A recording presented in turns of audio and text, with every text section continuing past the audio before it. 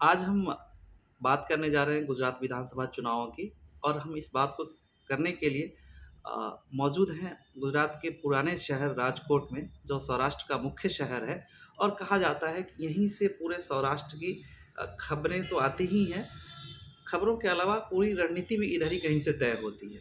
हमारे साथ हैं देश के जाने-माने सेफोलॉजिस्ट जय मुर्ग। जय, स्वागत है आपका। नमस्ते। जय, हम घूम रहे हैं सुरेंद्र नगर, राजकोट, अमरेली, भावनगर। क्या दिख रहा है चुनाव में, इस बार गुजरात चुनाव में, जो अलग है पिछली बार ये से? 2-3 चीज़ें अलग से नज़र आ रही हैं।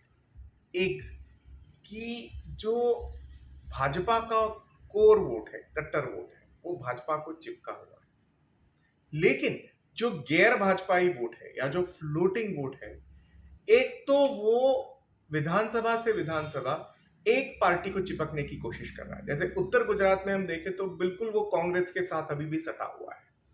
जैसे हम उत्तर गुजरात छोड़ के सौराष्ट्र की ओर आते हैं तो वो एक तरीके से विधानसभा दर विधानसभा अलग अलग रुख लेता नजर आ रहा है। कहीं आम आदमी पार्टी नजर आ रही है, कहीं वापस कांग्रेस के लिए चुस्तता एक सपोर्ट नजर आ रहा है।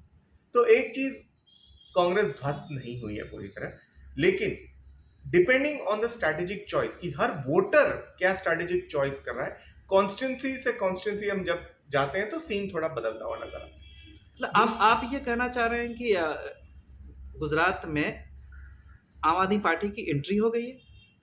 बिल्कुल, एंट्री तो है। अब जैसे ही कल हमने सौराष्ट्र के भीतर गाड़ी ली, जो पहली विधानसभा सौराष्ट्र में लगती है, दसाड़ा, वहां पे हमें पता चला कि गांव में जहां पे पार्टियों को पोलिंग बूथ एजेंट नहीं मिलते हैं, कैडर पहुंचाना मुश्किल होता है, लेकिन उसका मैसेज हमें गांव में दिखा। हमें जी। गांव में दिखा कि लोग बोल रहे हैं कि जीएसटी से वजह से महंगाई हुई है।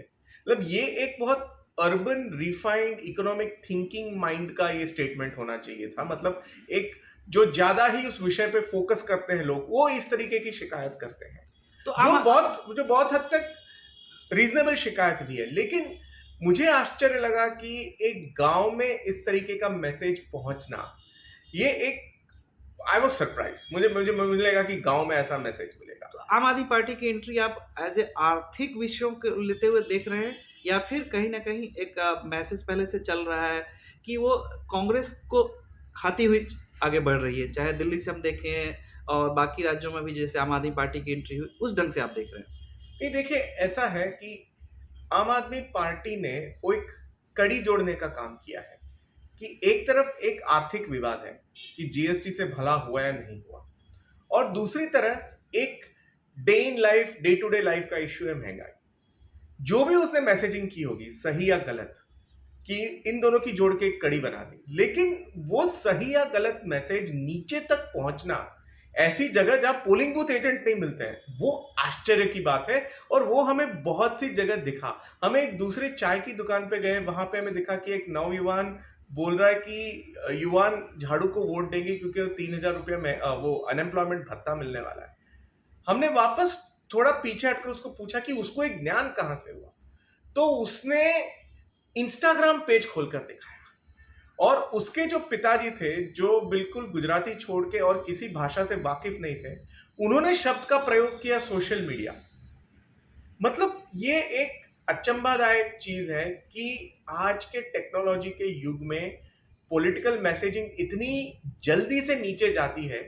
ये शायद हमारे लोकतंत्र में एक अलग से एक चैप्टर बनना चाहिए इसका। लेकिन आम आदमी पार्टी सचमुच में वोटरों के बीच है, या सिर्फ सोशल मीडिया की पार्टी होकर रह जाएगी? देखिए, दिक्कत वहीं पे है कि आखिरी दिन पोलिंग बूथ एजेंट कहां से लाए। कल हमारी जब चर्चा हुई तो बात हुई कि दिल्ली के पहले चुनाव में भी पोलिंग बूथ एजेंट कभी बाहर से आए थे। जी, जी। ये शायद एक दिक्कत उनको हो सकती है कि मैसेज पहुंच गया, लेकिन पोलिंग बूथ एजेंट आखिरी दिन जो मैन पावर चाहिए सब कुछ मोबिलाइज करने के लिए, टेबल लगाओ, वोटर को लो, वोटर आलसी है, वोटर को घर से निकालो, उसके पीछे पड़ो, ये शायद एक दिक्कत उनसे हो सकती है। लेकिन गौरतलब है कि अब तक उन्होंने रिसोर्स प्लानिंग और उसका जो आउटकम है वो बहुत इफेक्टिव दिख रहा है। हमने खेतों की दीवारों पर झाड़ू देखा, हमने झाड़ू के झंडे देखे बहुत से जगह। ये कहीं ना कहीं आश्चर्यजनक था, क्योंकि ये इलाके शहरी नहीं थे। जो चुनाव की बात करते हैं तो जाति की बात ज़रूर आती है। गुजरात में आपको क्या लग रहा है, आम आदमी पार्टी सिर्फ़ आर्थिक विषयों को लेकर के एंट्री कर रही है, या फिर कल जैसे हम बात कर रहे थे करप्शन के इश्यूज़ भी हैं बीच के लेवल पर, या फिर जातीय आधार पर भी गोलबंदी करने की कोशिश हो रही है? मुझे एक चीज हमें जान लेना चाहिए कि अभी, और ये हम एज ए सेफोलॉजिस्ट भी हमें बहुत हम्बल तरीके से स्वीकार करना चाहिए कि अभी ये जो साइंस है हर जगह हर पार्टी अप्लाई करने लगी है। तो आम आदमी पार्टी, मुझे इसमें कोई एलिस इन वंडरलैंड नहीं दिख रही है। सीट के बाद सीट, उसका चॉइस कहीं ना कहीं उस गणितों से, उस समीकरण से ही आया है। जैसे कि हम चोटीला सीट बताते हैं, जहां मेन कांग्रेस और भाजपा के उम्मीदवार कोली जाति से हैं जी। लेकिन आम आदमी पार्टी ने काठी दरबार को टिकट दिया है, और वो उम्मीद ये भी कर रही है कि अगर कोई तीसरा कोली अपक्ष उम्मीदवार खड़ा हो जाएगा तो वो इनके सारे वोट काटेगा और झाड़ू जीत जाएगा। मतलब ये उनकी जो उम्मीद। ट्रेडिशनल तरीका है पार्टियों का इंडिया में चुनाव लड़ने का, हाँ, वो अप्लाई आम आदमी पार्टी भी वो कर भी रही है। कर रहा है, और उन्होंने वो पूरा ज्ञान लगाया है उसमें उन्होंने करप्शन का और सोशल मीडिया का और डेवलपमेंट का सबकी छौंक लगा दी है। झोंक लगा दी, और कहीं ना कहीं वो अब दूसरी पार्टियों की तरह प्रैग्मेटिक और अपॉर्चुनिस्ट भी थोड़ी बहुत बन रही है। जैसे कि सुनने में आया कि अब ये जब हमने उत्तर गुजरात का दौरा किया तो एक मेन मुद्दा था विपुल चौधरी, और सारे अंजना पटेल कह रहे थे कि नहीं, हम गुस्सा है, हम कांग्रेस को जिताने वाले हैं, क्योंकि उन्होंने विपुल चौधरी पे ये सरकार ने करप्शन के मुद्दे वगैरह लगा दिए। जी। अब जो अफवाहें हैं और जो हम छोटा मोटा लोगों से सुन रहे हैं कि विपुल चौधरी को आम आदमी पार्टी टिकट देगी या किसी तरीके से अकोमोडेट भी कर लेगी, मतलब ये करप्शन के मुद्दे को आगे जाकर कहीं ना कहीं उस प्रैग्मेटिकली केवल झोंक लगाने और कॉम्प्रोमाइज करके आगे जाना, अगर दूसरी पॉलिटिकल पार्टीज करते तो कहीं आम आदमी पार्टी उसमें के पीछे भी नहीं छूटने वाली, उसको भी जीतना, वो भी जातीय गोलबंदी कर रहे।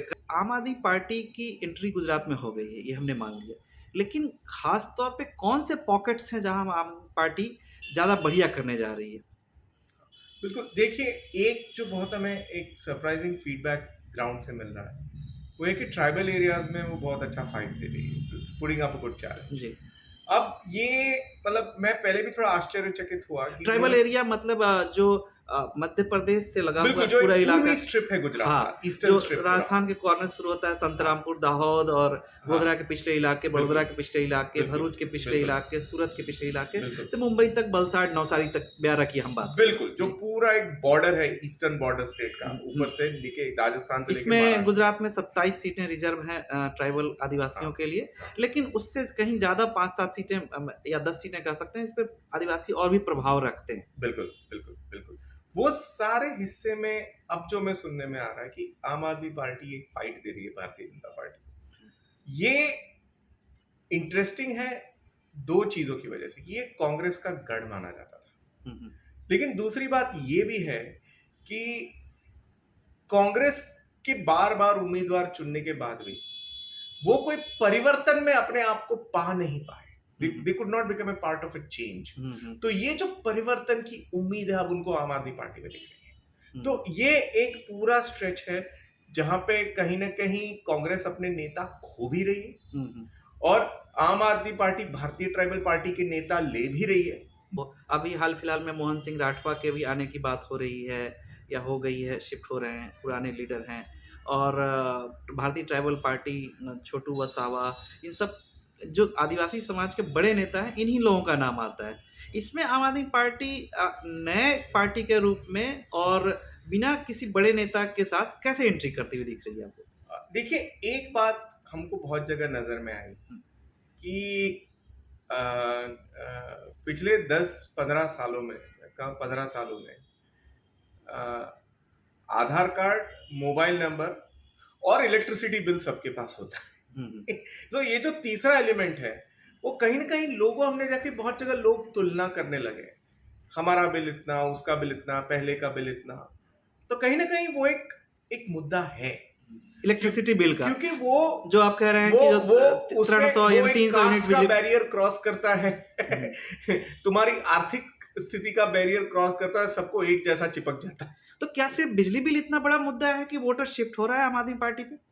नहीं, देखिए, जो चेंज वोटर चाहते हैं हमेशा, कोई एक मुद्दा हमेशा बड़ा ड्राइवर मुद्दा नहीं होता है, हम्म, लेकिन जो चेंज का डिजायर इलेक्शन बाद इलेक्शन बाद इलेक्शन बाद बैठ जाता है और लोगों को लगता है चेंज नहीं हो रहा है, हम्म। उसमें लोगों को अगर एक नया पात्र मिले, नया कैरेक्टर मिले, तो वो उसकी तरफ भाग के जाते हैं। उसी से जुड़े हुए इलाके पे आता हूँ, सूरत। सूरत को मिनी मुंबई कहा जाता है। हाँ, सूरत में हीरो का व्यवसाय है, टेक्सटाइल का व्यवसाय है। अब गुजरात के सबसे बड़े व्यवसायी वहाँ बसते हैं। उनके बीच फिर आम आदमी पार्टी की बात क्यों हो रही है? क्या वो अंडर करंट है? क्या वो एक छलावा मात्र है, ऊपर ऊपर दिख रहा है, या सोशल मीडिया टाइप ही दिख रहा है? इस पर आप क्या कहना चाहेंगे? कि तड़ित एक चीज हमें सब समझना चाहिए, लोकतंत्र केवल मुद्दों और जातियों का खेल नहीं है। जी। कहीं ना कहीं हर जाति और समाज का हर वर्ग एक आर्थिक शक्ति का प्रतिबिंब है। वो एक आर्थिक शक्ति होती है, उनका खुद का एक व्यवसाय होता है, सबका, किसानों का अपना व्यवसाय होता है, जो दूसरी जातियां हैं कभी कभी उनका भी जाति से लगा हुआ एक व्यवसाय होता है, नहीं तो वो एक प्रोफेशनल ग्रुपिंग बन जाते हैं, जैसे शहरों में मिडिल क्लास एक ग्रुप है। तो ये जो ग्रुपिंग है खास करके पाटीदारों और ट्रेडर्स का, उनको जो नुकसान हुआ है जीएसटी और डीमो के बाद, कहीं ना कहीं वो एक फ्रस्ट्रेशन है जो बाहर पॉलिटिकली नहीं निकला है, एक इलेक्शन के नतीजे के रूप में नहीं निकला है। इसके अलावा कई जगह हमें लोग मिले थे जो एक बीच के लेवल के भ्रष्टाचार की बात कर रहे थे। क्या आप उसको भी कहीं जोड़ते हैं? हाँ, देखिए क्या होता है, अक्सर जैसे कोई भी दल सत्ता में ज्यादा समय बिताता है, या मैं कहूँगा कोई भी राजनीतिक सिस्टम जब बहुत साल चलती है, तो उसमें उसके ऊपर के मठाधीश बन जाते हैं नीचे के इम्प्लीमेंटर बन जाते हैं, बीच के केवल दलाल बन जाते हैं। और ये जो बीच का लेयर है वो कहीं ना कहीं हर राजनीतिक व्यवस्था में, सोशलिज्म हो, कैपिटलिज्म हो, कोई पार्टी हो, ये कोई नई बात नहीं है, वो बीच का लेयर नीचे के लेयर को फ्रस्ट्रेट करता है, क्योंकि वो उसकी बातें ऊपर जाने नहीं देता है, वो उसके सुझाव ऊपर नहीं जाने देता है। तो कहीं ना कहीं वो फ्रस्ट्रेशन हमें यहाँ भी दिखा है। यानी आप कह रहे हैं कि करप्शन ज्यादा बड़ा मुद्दा है जो एक अंडर करेंट है, और वो बहुत सारी चीजों पर एक आम आदमी पार्टी की एंट्री के साथ काम कर रहा है। त्रिकोणीय मुकाबले की बात हो रही उसको प्योर प्ले करप्शन नहीं बोलूंगा, मैं उसको एक जो भी एस्टैब्लिश सिस्टम है है। उसके साथ फ्रस्ट्रेशन करूंगा, जो भी एंटी इनकम्बेंसी हाँ, है। प्योर प्ले, एक एंटी इनकम्बेंसी है, जो लोगों को लग रहा है कि भी 27 साल हो गए हमें कुछ करने को नहीं मिला। ये एंटी इनकम्बेंसी तो पिछली बार भी थी, कांग्रेस क्यों नहीं भुना पाई? देखिए, अब की बार भी आम आदमी पार्टी कितना भुना पाएगी पता नहीं है हमें जी। पिछली बार भी ये थी, लेकिन आप एक चीज देखेंगे, ये एंटी इनकम्बेंसी हमारा जो वेस्टमिनिस्टर मॉडल है, first pass the post model, उसमें एंटी इनकम्बेंसी कैसे रिफ्लेक्ट होती है। वोटर जो होता है वो सीट आफ्टर सीट अपने आप को रिकॉन्फिगर करता है पार्टी को हराने के लिए, ऐसे एंटी इनकम्बेंसी के नतीजे। तो पिछली बार भी वो कहीं ना कहीं हुआ, कांग्रेस और भारतीय जनता पार्टी का गैप 7.5% था, फिर भी का गैप केवल 22 था, 99 वर्सेस 77। मतलब कि उस एंटी इनकम्बेंट वोट ने अपने को मैक्सिमाइज किया था, जहां भी वो रिकॉन्फिगर कर सकता है उसने किया था। तो ये पिछली बार नहीं हुआ था ऐसा मैं नहीं मानता, हुआ था, लेकिन कांग्रेस कहीं ना कहीं कम पड़ गई थी। अब की बात तो दो पार्टियां हैं, कांग्रेस और आम आदमी पार्टी, तो एक्चुअली ये एंटी इनकम्बेंसी को रिफ्लेक्ट करना शायद और भी कठिन काम है।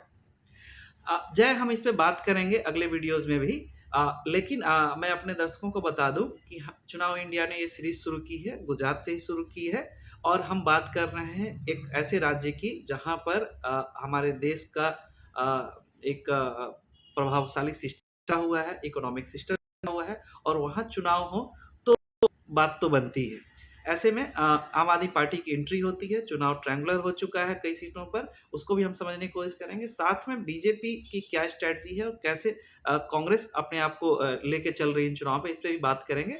आप देखते रहिए, हमारे साथ जुड़े रहिए। आप देख रहे हैं चुनाव इंडिया।